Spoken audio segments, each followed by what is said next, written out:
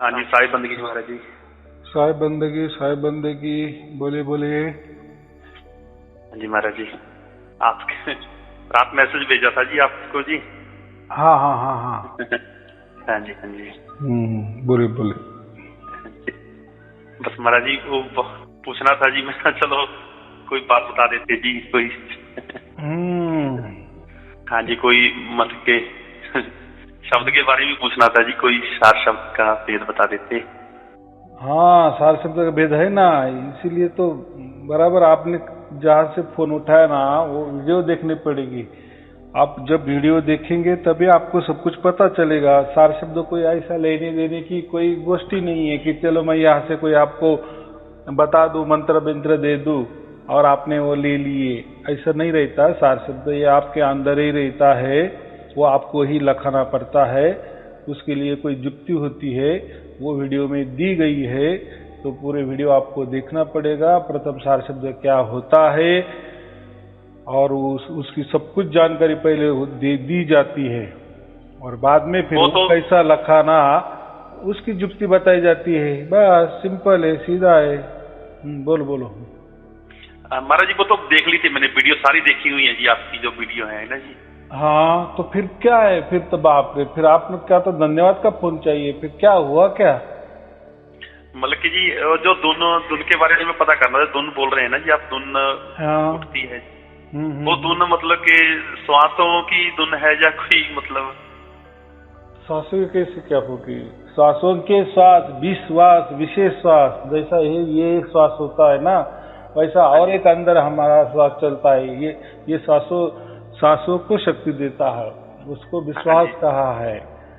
तो वो जो है ना, वो एक ताल, एक रस, एक लय में चलता है, इसलिए उसका सुमिरन करना होता है। सुमिरन माने एक बार वो उसका पहचान लिए तो वो तो ऑटोमेटिक, जैसा श्वास ऑटोमेटिक चलता है वैसा वो भी ऑटोमेटिक चलता है। बस वो चलता है, उसको सुनना, इसको सुमिरन कहते। सु माने सुनना, उसका स्मरण में रखना, ध्यान में रखना, ख्याल में रखना, उसके ऊपर नजर रखना, बाकी कुछ करना नहीं। कहीं ऐसा बैठ के ध्यान भी नहीं करना, वो एकदम सहज जैसा श्वास चलता है ना, उसमें उस श्वास के ऊपर हम कोई ध्यान भी नहीं देते ना, वो ऑटोमेटिक चलता ही रहता है ना, ध्यान दे या ना दे। तो वैसा ही वो भी एक विश्वास है, विशेष श्वास है, उसको भी हमें ध्यान नहीं देना पड़ता। लेकिन ध्यान कब तक, तो अभी हमको वो मालूम हो गया ना कि और कोई एक शक्ति है हमारे अंदर की, जिसको हम आत्मा, परमात्मा या जीवात्मा या कुछ भी कहते थे ना, वही भी हमारे हाथ में है। आज तक हम सब सुनते थे कि है कुछ तो भी हमारे अंदर। बस फिर वो कैसे धुन के रूप में होता है, और फिर वो धुन के रूप में होता है तो फिर उसको हमें पहचान करना है। एक बार पहचान हमारे हो गए ना, उसको हम कहते हैं सुरती का शब्द में जुड़ाव। सुरती माने एक प्रकार का ध्यान समझो। बस हमारा अगर ध्यान चला गया और एक बार सुरती ने उस शब्द को पकड़ लिया, यानी उस धुन को पकड़ लिया, देखो शब्द, सुरती, नीरती, ये जो है ना एक ही नाम है, लेकिन जो जैसे उपयोग करते हैं ना तो हमें अलग अलग तरीके से उसका उपयोग करना पड़ता है। लेकिन जब जैसे कहते हैं ना कि पूरे की पूरी नदियां समंदर में ही मिल जाती है, बाद में समंदर में जाने के बाद अगर हमने एक लोटा पानी निकाले तो आप बता सकते हो पूरे दुनिया में, विश्व में जितने भी नदियां, कौन सा पानी उसमें इसमें है, वो लोटे में नहीं समझ में आता ना, विलीन हो जाते हैं। गंगा भी नहीं समझती और यमुना नहीं, बिल्कुल भी नहीं, लाखों नदियां उसमें समा जाते हैं, सागर में विलीन हो जाते हैं, उनका अस्तित्व नष्ट हो जाता है। नष्ट यानी उनका अस्तित्व सागर हो जाता है। तो वैसी बात है, हमें वो धुन को पकड़ना है। धुन जैसे जिस हमारे श्वास चलता है जी अंदर जी, श्वास पर, तो वो दूसरा श्वास कौन सा है बदल के जो कहते हैं जी ना, श्वास के ऊपर श्वास है। देखो ये श्वास है, ये तो हम जानते हैं बराबर। वो भी जानने के भी वैसा तो वो भी जाना नहीं जाता, लेकिन अगर थोड़ा सा ध्यान दिया तो लगता है ना, नाक को जो हमारी ये है कुड़ी है, ये क्या कहते बोले, जो नाक के जो दो होल है ना, तो उसमें तो कम से कम समझता है ना हम श्वास ले रहे करके, बराबर। वो चलो जान वो तो छोटे बच्चे भी समझ में आता है कि वो श्वास ले रहा है कि नहीं, हाथ भी लगाए तो भी समझ में आता है अंदर आवाज आ रही बाहर आ जा।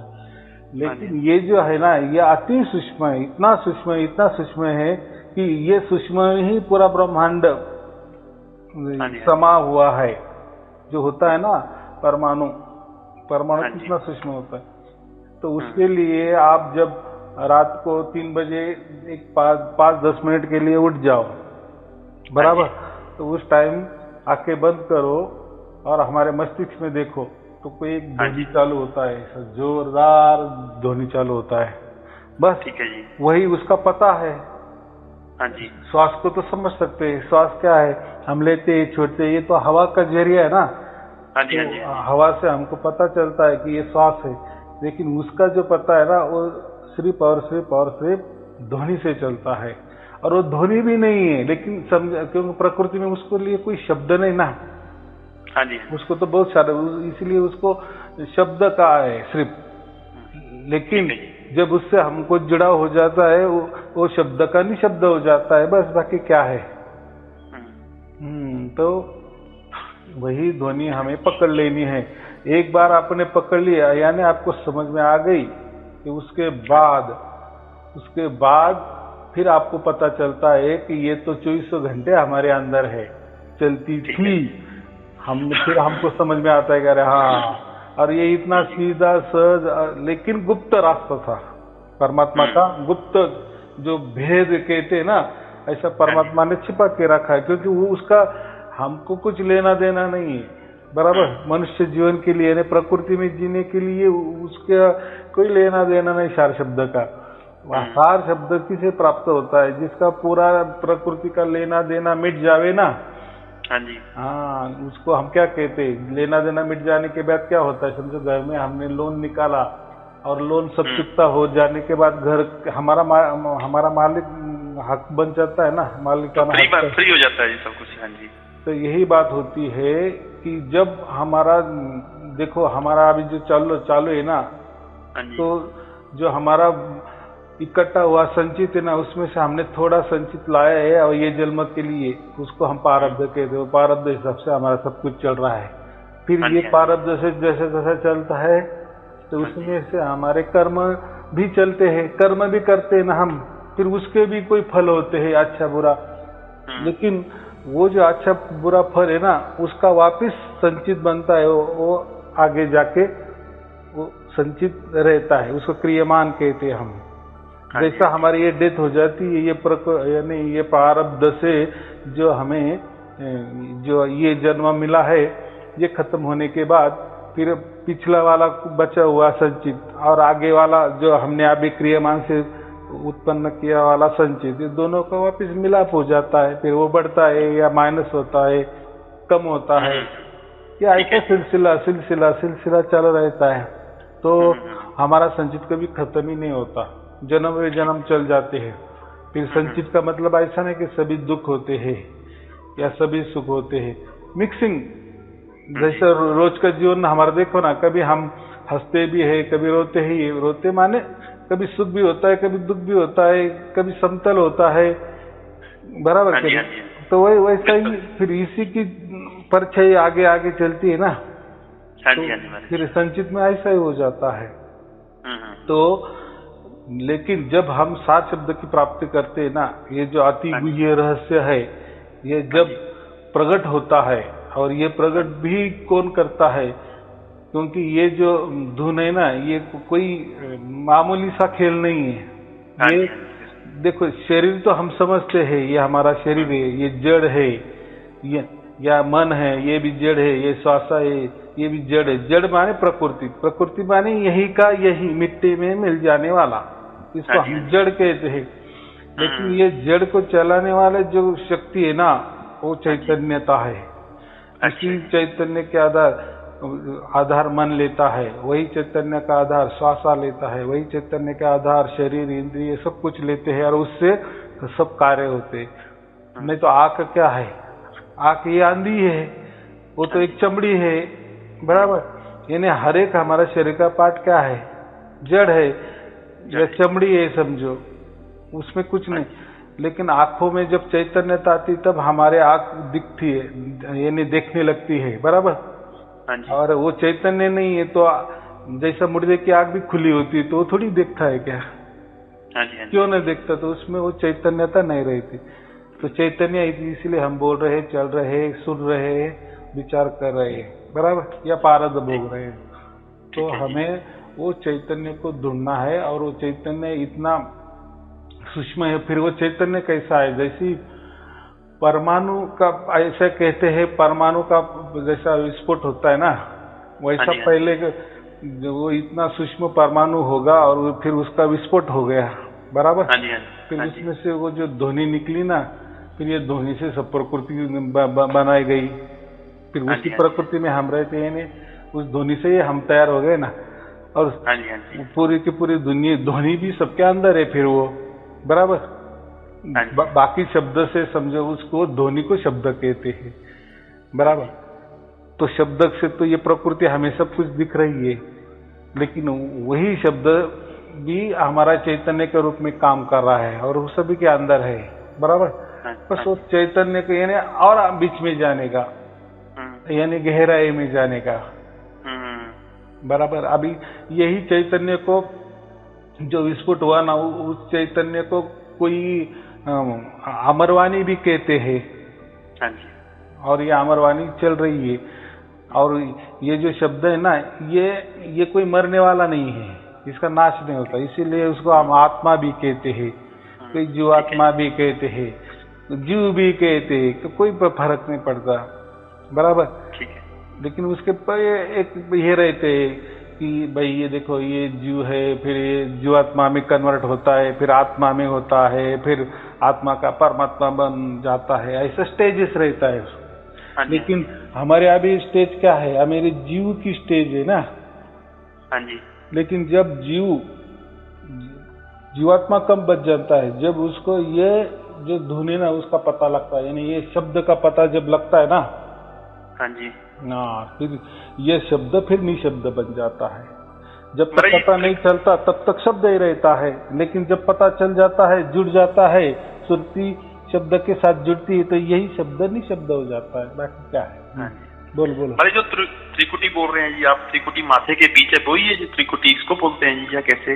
देखो अभी ये जो है ना अंदर वाला भाग तो बहुत सारा है, जैसा मूलाधार है, स्वादिष्ठान है, मणिपुर है, अनाहत है, बराबर। ये जो है ना विशुद्ध, और आप त्रिकुटी के कहते हैं, उसको आज्ञा चक्र कहते हैं। फिर उसके ऊपर ब्रह्मरंध्र, सहस्रार। तो ये जो है ना, ये बीच में वाली यात्रा है, शरीर की बीच वाली यात्रा। अगर परमात्मा को प्राप्त करना है, वो भी एक यात्रा है बीच वाली शरीर में से। फिर एक जो हमारा चक्र है ना, उसका नाश करते जाना, वो प्रकृति बराबर करती है। जब आदमी मरता है, क्या होता है? मूलाधार से शुरुआत होती है, एक चक्र एक दूसरे चक्र में विलीन होता है, फिर 2 चक्र विलीन हो गए, वो तीसरे में विलीन हो जाता है। जैसे हम कहते हैं ना कि मूलाधार समझो पृथ्वी है, तो पृथ्वी का स्वादिष्ठान समझो पानी है, फिर वो पृथ्वी का पानी में हो जाता है। फिर पानी के तीसरा चक्र क्या है? वो अग्नि है, फिर पानी का अग्नि में रूपांतर हो जाता है। तो ये मामला है, वो बहुत गड़बड़ मामला है, यानी वो इतना।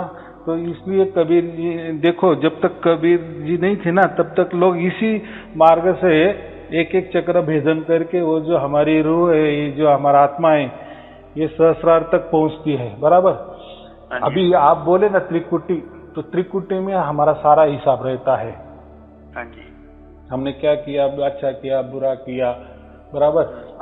और जब हम जिंदा रहते ना, अगर हमने कोई गुरु भी धारण किए ना, देही गुरु वाले, देही गुरु, एक 2 गुरु होते, एक सदगुरु होता है, एक सतगुरु होता है। सतगुरु एक ही, सभी पूरी दुनिया में एक ही होता है, पूरा विश्व के लिए एक ही सतगुरु होता है, सतगुरु यानी सत्य, बराबर। और एक सदगुरु, सद माने जो सतगुरु को साथ देता है, अपना जुड़ाव कर देता है सदगुरु से, वही सदगुरु होता है। और ये सदगुरु देही वाला होता है, बराबर।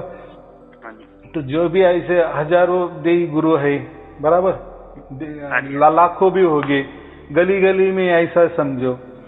हाँ जी, हाँ जी। लेकिन मेन मकसद जो ये देही वाले सदगुरु होते हैं ना, उसका काम, उनका काम क्या होता है, शिष्य का सतगुरु से मिलान कर देना, सतगुरु से मिला देना, बराबर। हाँ जी, हाँ जी। यानी साथ देना, इसलिए उसको सदगुरु कहते हैं। अभी आज कितने गुरु सदगुरु को मिला देते हैं, वो आप ही देखो, अभी आपको मालूम होगा, बराबर। हाँ जी, हाँ जी। वो भी छोड़ो, तो जैसे कोई सदगुरु की भी पूजा करते हैं ना, देही गुरु वाले, सदगुरु माने ये देही गुरु, देही गुरु की पूजा करते हैं, तो पूजा में त्रिकुटे में भी उसका दर्शन हो जाता है, किसी का, वो सदगुरु का, बराबर। और उसके ऊपर जो है ना, वो भी हमारा समझो, उसमें कोई पावर, फिर सदगुरु ऐसा कहते हैं कि फिर जो हमने क्या अच्छा किया बुरा किया, उसका इकट्ठा जो है ना, वो वहाँ जमा रहता है। फिर उसके अनुसार हमें कहाँ जाना है, यानी हमें मोक्ष मिलना है या हमें वापस प्रकृति में आना है, तो वो काम रहता है। समझो वो गठड़ी बांध के रखता है ये सदगुरु, वो त्रिकुटे में, बराबर। और फिर उसके ऊपर जो ससुराल में जब जाते हैं ना, फिर वहाँ सब अलग अलग हो जाता है हमारी रूह। फिर वहाँ जो बोलते हैं कि कमल दल में जो काल भगवान बैठा हुआ होता है, अपना बाया बाजू में, और राइट साइड इन दाहिने बाजू में हमारा जो सदगुरु है ना, कबीर जी, हाँ जी, वहाँ बैठे रहते हैं। हाँ जी। फिर समझो ये सदगुरु ने फेंक दिया ना हमारी गठड़ी हिसाब वाली, अब उसने गठड़ी कहाँ फेंक दी, तो अभी क्या है, वो तो मुझे भी इतना समझ में नहीं आ रहा है, ऐसा क्यों लिखा गया है, और ये कैसा, वो सदगुरु काल के दायरे में क्यों फेंकेगा। तो ऐसा कहते हैं कि अगर हमने द्रोह कर दिए ना सदगुरु का, जो दही गुरु का, यानी उसको गाली गलौज कर दिए, तो फिर वो नाराज हो जाता है, फिर हमारी गठड़ी उसके पास रहती है, फिर वो गठड़ी काल के मुंह में फेंक देता है, फिर हम वापस प्रकृति में आते हैं, यानी 84 लाख योनि में आते, ऐसे कहते।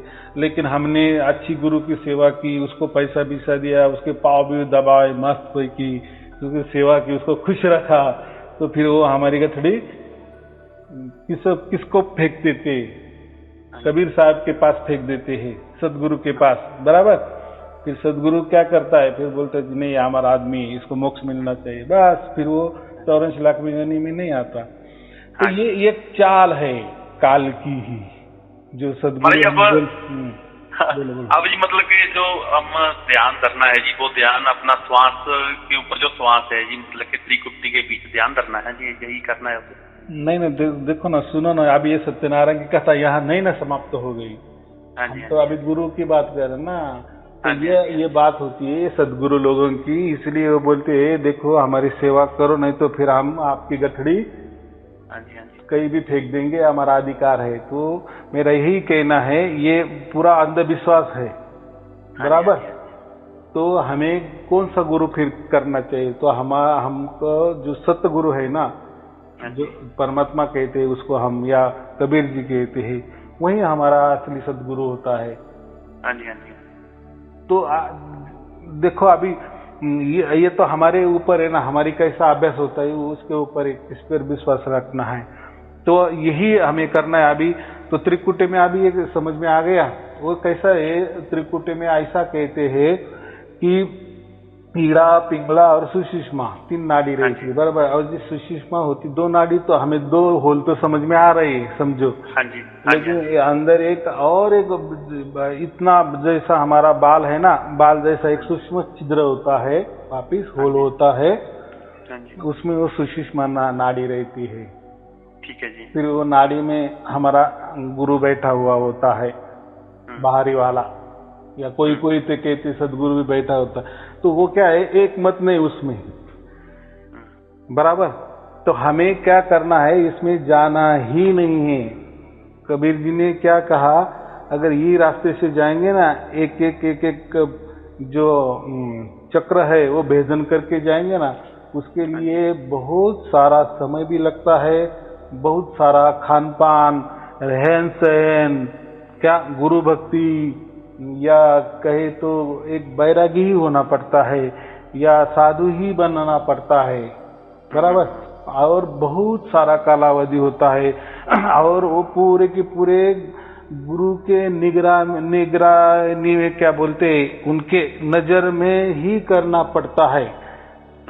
तो मुझे समझो कि हम सब संसारी लोग हैं, इतना हो जाएगा क्या?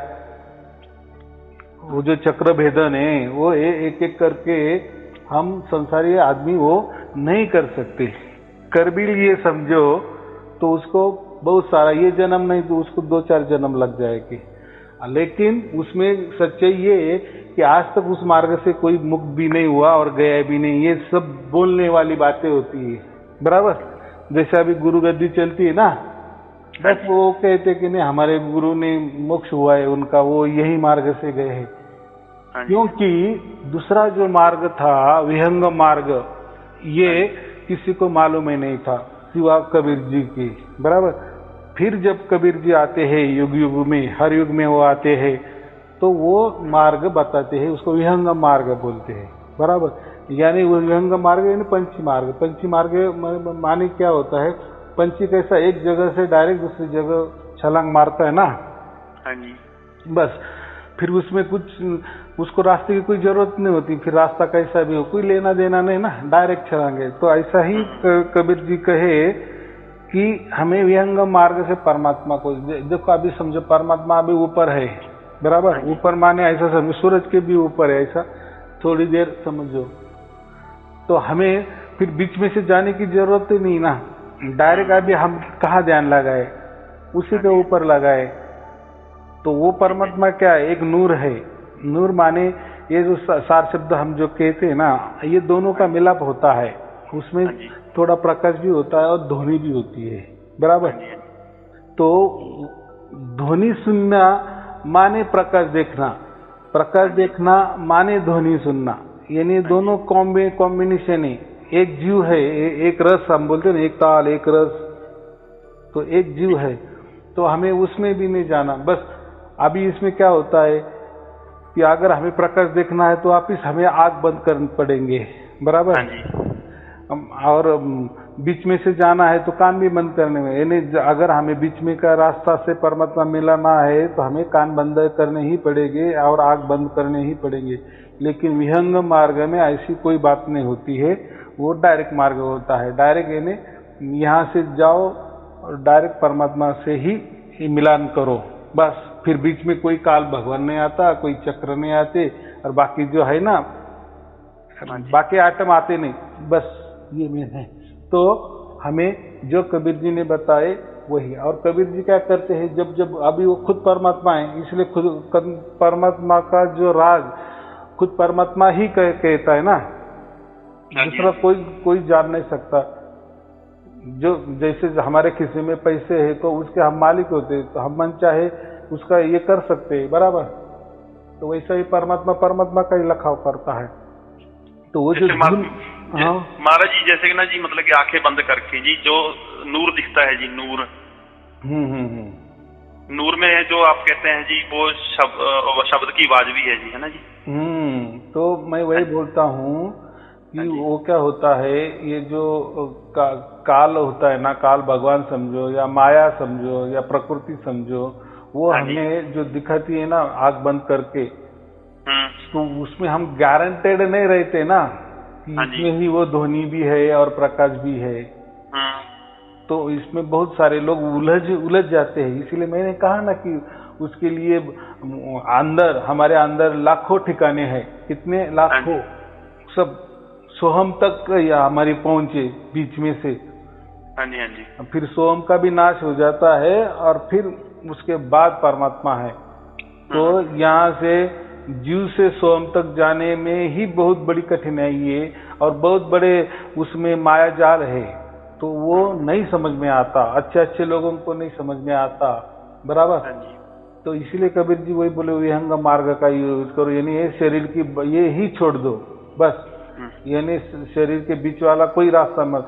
बीच वाला रास्ता माने कोई आंख बंद मत करो, कोई कान बंद मत करो, खुली इसमें, क्योंकि ये जो हमारा शरीर है पूरे अंड पिंड ब्रह्मांड का एक बीज है, एक प्रतीक है, बराबर। और हमें अंड और परमात्मा कहाँ रहता है? अंड पिंड ब्रह्मांड के परे रहता है, यानी उसमें शरीर का कोई बात ही नहीं होता। और शरीर क्या है? अंड पिंड ब्रह्मांड का एक बीज है। जैसा बड़ा कोई विशाल वट वृक्ष होता है, बट का वृक्ष मालूम है कितना विशाल होता है, और उसका जो फल आता है तो उस फल भी कितना सूक्ष्म, राई जैसा सूक्ष्म फल रहता है ना। तो उस सूक्ष्म जो राई जैसा फल है ना, तो उसमें एक बट वृक्ष समाया हुआ होता है ना। जब वो बोएंगे तो वो उतना ही विशाल हुआ वट वृक्ष। तो वैसा ही हमारा बीज है। तो ये हमारे विशाल ये जो हमारे बीज में या शरीर में ये पूरा ब्रह्मांड है, 35 लाख ब्रह्मांड है, 64 आयाम में इतना बड़ा विशाल है। तो ये अंदर जाके क्या करना है? अगर परमात्मा बाहर ही है, अंड पिंड ब्रह्मांड के बाहर है, तो जाने में हर्जी नहीं ना बीच में। हाँ जी, हाँ जी, हाँ जी। लेकिन ये राज कौन बताता है? ये भेदी गुरु बताता है। भेदी गुरु माने जिसके ऊपर परमात्मा की छत्र छाया हो, या ऐसे कहते हैं कि स्वयं परमात्मा ने उनको बता दिए है, बस वही बताए ना।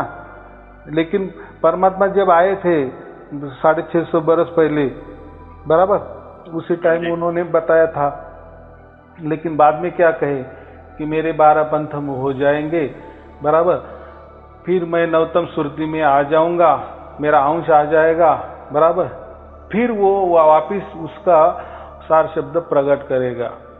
यानी मेरा सार शब्द वही प्रकट यानी क्या? खुला। अभी आया समझ में? हाँ जी, हाँ जी। यानी 650 बरस पहले। अब तो महाराज जी मेरे को ऐसी बता दो बस, मतलब कि ना जी भी कहाँ, मतलब कि आज जो प्रोसेस करना है, जो वो कैसे विधि करूँ, मतलब कि उसकी तो सत्यनारायण की कथा चालू है ना, वो नहीं सुनेंगे इतना। अगर इतना इजी होता तो पता क्या है जी, जैसे कि ना जी थोड़ा सा भी मतलब कि जब मैं बैठूंगा जी आज, मतलब कि कहाँ मैं ध्यान तुमने रखना है जी, शॉर्टकट बता दो थोड़ा सा। हाँ, हम इसलिए क्या कहते हैं कि ज्यादा आप वीडियो देखो, वीडियो में सब कुछ बताया जाता है ना। हाँ जी, नहीं वो तो जी ऐसा है जी। हाँ, मैं मतलब कि इस ना जी कबीर साहब के साथ के ना जी ऐसे लगा लो, जिस दिन का मेरी उम्र आज 42-43 साल की हो गई जी। हाँ हाँ हाँ हाँ हाँ जी, बस उनकी कृपा से लगन मेरी साहिब से ना जी 5-7 साल का था जी, तब से मेरी इस पंथ से जुड़ा हूँ।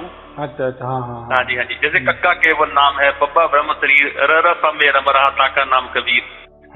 तो मुझे बताओ ना, फिर मैं वही बोल रहा हूँ ना कि उन्होंने क्या बताया कि मैं 12 पंथ मिटाऊंगा बोले ना, समेट लूंगा, और फिर मैं वो सार शब्द प्रकट करूंगा, जो मेरा 9वां सुरति में मेरा अंश आएगा ना, और फिर जो वो सार शब्द देंगे वो सार शब्द असली होगा। यानी अभी तक जितने भी पंथ हो गए ना, उसमें सार शब्द नहीं था, बराबर, अभी वो सार शब्द प्रकट कर दिए। और क्या कहे कि मैं सार शब्द दूंगा, और वो जिसको देगा तो वो सार शब्द लिखाने के लिए मैं खुद जाऊंगा, गुप्त रूप से जाऊंगा और उसे वो लिखा दूंगा। इसीलिए मैं हर वीडियो में यही कहता हूँ ना कि आप सार शब्द की ये करो, आपको परमात्मा बराबर आएंगे और वो सार शब्द आपको लिखा देंगे। कितना सुंदर है। तो पहले सार शब्द क्या है, इसके लिए मैंने पहले से एक धुन बनाई, डुप्लीकेट धुन, वो जो आपका अंदर जैसी की वैसी चल रही है, बस उसको पकड़ना है। अगर वो धुन भी आपको मालूम नहीं, चलो डुप्लीकेट आपने नहीं समझ में आ गई, तो आप 3 बजे उठ जाओ, सुबह 5-10 मिनट के लिए ऐसे ही बिस्तर पे बैठ जाओ, आंख बंद करो और मस्तिष्क में देखो एक धुन चल रही होती है, झिंगुर वाली धुन होती है ना, बस वही पकड़ना है। एक बार वो हमारे ध्यान में आ गए ना, ख्यालों में आ गई ना, या हमने उसको पकड़ लिए ना, बस हो गया, काम ही हो गया। उसी क्षण आपका 1,01,000 तक का काम हो गया। तो जी वो अपना है ना, वही वो तो मैं आपकी बात समझ गया जी। जो श्वास चलता है, श्वास के तरफ तो नहीं ध्यान देना जी, पर वो धुन को पकड़ना है बस केवल। हाँ जी, नहीं, वो पकड़ने के लिए मैंने आंख बंद करने को कहा। हाँ जी, हाँ जी, हाँ जी। बस फिर वो कभी वापिस कभी आंख बंद नहीं करना, वो समझने के लिए। अच्छा जी। तो उससे क्या होता है, थोड़ा आंख बंद करते ना, थोड़ा हमारा मन एकाग्र हो जाता है, आया समझ में? हाँ जी, हाँ जी, हाँ जी। हाँ, तो मस्तिष्क में फिर हमें समझ में आता है ना, अरे हाँ ये तो बज रहा है कुछ तो भी ध्वनि जैसा, झिंगुर जैसा आवाज। फिर हमने हमारे मन ने एक बार पकड़ लिए ना, उसको समझ लिए ना, फिर देखो वही जो धुन है ना हमारे बचपन से लेकर हम मरते दम तक चालू है। वो क्या आज आपने देखी और प्रकट हो गया ऐसी नहीं है, लेकिन मालूम ही नहीं था ना ये क्या है। अभी आपको पता चलेगा कि अरे यार धुन मैं तो कभी कभी सुनता भी था लेकिन मुझे नहीं समझ में आया कि ये क्या है। तो ये जुक्ति होती है ना, इसके लिए भेदी गुरु चाहिए ना। और मैंने भेदी गुरु की व्याख्या भी क्या किया जी इसमें अपना जैसे कि ना जी, जैसे हमने ये धुन सुननी आंख बंद करके जी एक 5-10 मिनट के लिए, फिर जो धुन घुंघरू की तरह बजती है वो सुननी है जी। और उसके बाद किसी गुरु का ध्यान करना है कि हमने किसी का कोई ध्यान नहीं। बिल्कुल नहीं, ध्यान देखो जब आपने धुन पकड़ लिए ना, बाद में आँख खोल दो बस, और वो खुली आंखों से खुली कान से सुनने की कोशिश करो। देखो जैसे थोड़ी सी अड़चन आ जाएगी कुछ दिन के लिए, लेकिन उसका दायरा बढ़ता जाएगा बढ़ता जाएगा बढ़ता जाएगा, कभी 2 घंटे कभी 4 घंटे, फिर होते होते हुए 2-3 महीने में वो 24 घंटा हो जाती है पूरी की पूरी, फिर आपको सुनने में आ जाती है। लेकिन उसके लिए कोई ध्यान नहीं करना होता है। जैसे महाराज बोलते हैं जो अंडे सो ही ब्रह्मंडे, भी जैसे हम अंदर देखते हैं ना वही आसमान में भी आगे दिखता है जी, जैसे भी ऐसा लगा लो कुछ मतलब के एकदम बराबर है ना।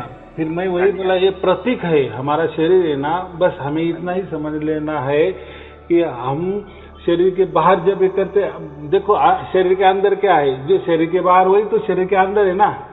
आप यही कहना चाहते हैं ना। ये एक प्रतीक है, एक प्रकार का एक प्रतीक बताया है, प्रतीकात्मक, कि बस आप अंदर तो नहीं। ये देखो हम जब आंख बंद करते हैं ना, ये तो गारंटी के साथ हम अंडपिंड ब्रह्मांड में जा रहे हैं ना, इसकी तो कोई दुविधा तो नहीं है ना बस। लेकिन ये तो हमें मालूम है ना, इसका तो जवाब भी मालूम है, तो फिर वो उसमें क्यों जाना, इसलिए हमें आंख खुले करने हैं। हाँ जी हाँ जी हाँ जी। तो आपको मुझे सवाल समझ में आ गया कि फिर हम आग भी खुली करते तो वापिस ब्रह्मांड में जा रहे हैं ना। लेकिन अभी देखो ये टेक्निक बताइए ना, कुछ तो भी, एक तो 2 ही मार्ग है, एक तो अंदर वाला जो मैंने बताया कि आंख कान बंद करना, हाँ, और ये दूसरा भी मार्ग वैसा ही है। और दोनों मार्ग के सिवा क्या है, तीसरा मार्ग नहीं ना, बराबर। तो ऐसा ही है, तो हमें बस उतना ही करना है। तो ये जो धुन है ना अंडपिंड ब्रह्मांड के से बाहर हमारे अंदर तक आई है ना। ठीक है।